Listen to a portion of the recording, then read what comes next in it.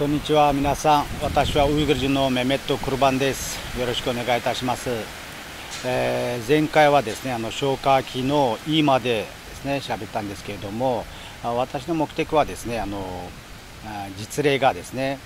多いということですね。従業じゃなくて、ちょっとずつですね、従業の、その分かりやすい説明しながら、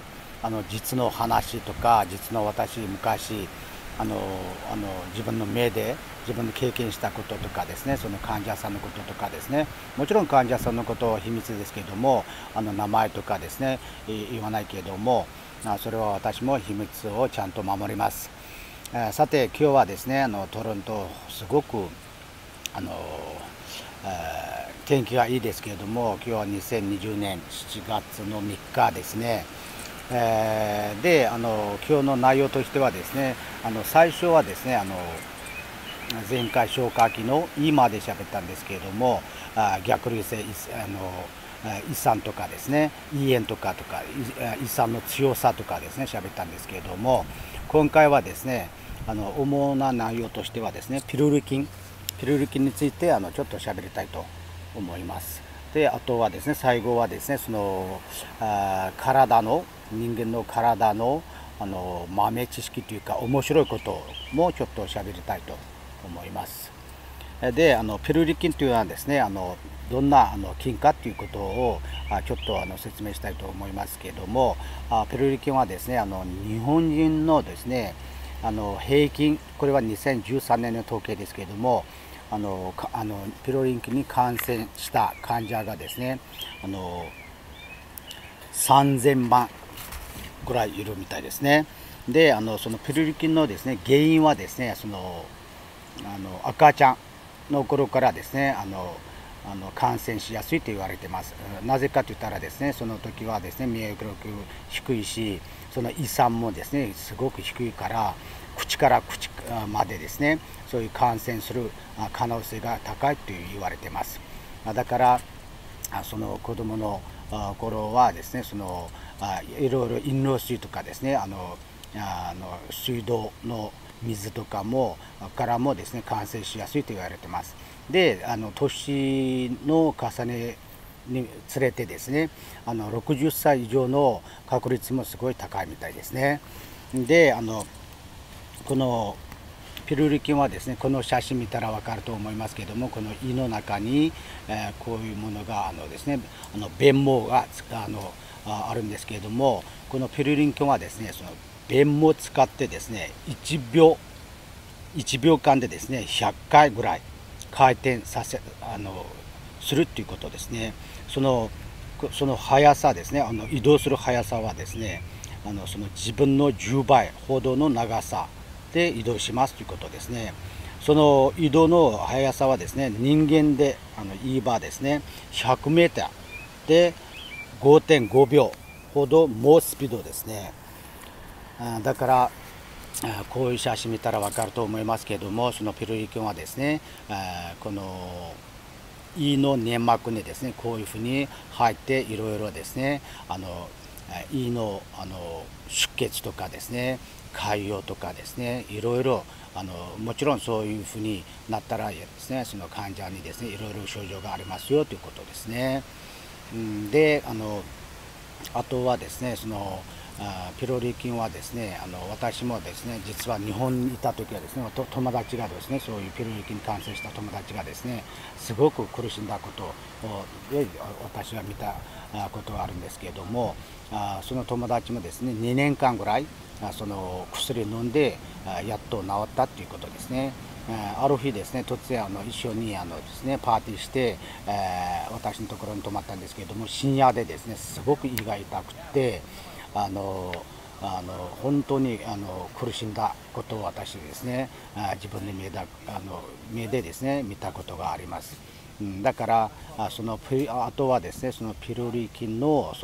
胃がんと関係がすごくありますよという統計もあります。でその医学の数字とかその統計とかはですね毎年変わるんですよ。だからさっき言ったんですけれども、日本人のそのピルリ菌感染者の数がですね3000万というその2013年の統計があるんですけれども、他のその統計でもですね、6000万人ぐらいとかですね、いろいろ言われてます。だからこのピルリン菌はですね、すごくあとはですね、この人間ドックでも検査することができますよということですね。で、日本ではですね、私も人間ドックとかですね、大学院で勉強した時ですね、毎年行われてるんですけれども、しっかりですね、そのピルリ菌の検査ですね、受けた方がいいよということですね。あとはですね、そのピルリ菌のせいでいろいろですね、さっきも言ったんですけれども、その出血とか、あと胃炎とかですね、もしですね、その対応しないとですね、その治療しないと胃にですね、穴が開けたりとかですね、いろいろ症状が出ますよということです。で、今日はですね、ピルリ菌喋ったんですけれども、次回はですね、胃のことを終わって12章、その消化器はですね、前回も全般紹介した時はですね、口から肛門までですね、大体ですね、6メーターから9メーターと言われてるんですね。だから一つ一つの臓器とかですね、ちょっとぐらい説明したいと思います。で、最後はですね、人間の体の豆知識ということもちょっとぐらい説明したいと思います。これはもちろん皆さん日本の YouTube で私はですねそういう面白いかなと思って自分で皆さんにもですね、皆さん今情報が多いから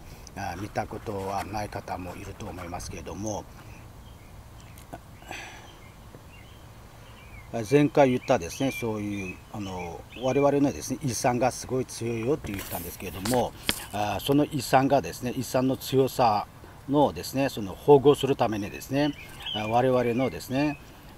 毎日我々の胃の粘膜がですね 25% も再生するということがあります。あとはですね、私たちの腎臓でみんな分かると思いますけれども、腎臓でですね、血液からですね、一滴一滴その尿を作るんですけれども、すいません、その毎日その腎臓がですね、両方の腎臓がその老化する血液の量はですね190リットルですね。あとはですね、もう一つ面白いことですけれども、人間のですね骨が毎年 10% ぐらい再生することがありますということですね。あとはですね、我々はですね毎日いろいろことをですね考えるんですね。で、これは面白いことですけれども、これも大体のことですけれども、我々のですねその考えがですね毎日2万ぐらい考えがありますよということですね。あとはですね、我々のですね親指とかですね、指のその指紋がですね ID という使うことが多いですけれども、あとはですね我々の舌の方もその ID として使うことができますよということもあります。あとはですね、我々の体の皮膚の細胞がですね毎日、これも私聞いてびっくりするんですけれども毎日ですね60万ぐらい落ちるんですよということですね。あとはですね、もう一つ面白いことですけれども、体温、体の体温がですね40度とか最後41度とかですね42度ぐらい聞いたことあるんですけども、人間のですね体温がですね最高の体温はですね46度ぐらいですね。あとはですねもう一つ面白いことですけれども、5本指のその爪の成長の速さが親指の方が一番速いと言われています。で、今日はですねちょっと緊張もあるんですけれども、もちろんちょっとずつ慣れる来る前にですね、こういうふうに緊張がもちろんこれは正常だと思いますけれども、日本語はですねちょっと少ないんですけれども、その YouTube 投稿したものはウイグル語でもですね今たくさんやってるんですけれども、何がですねご意見とかですね、あとはですね私にアドバイスとかですねしたら嬉しいです。最後はですねご登録とごシェアよろしくお願いいたします。ありがとうございました。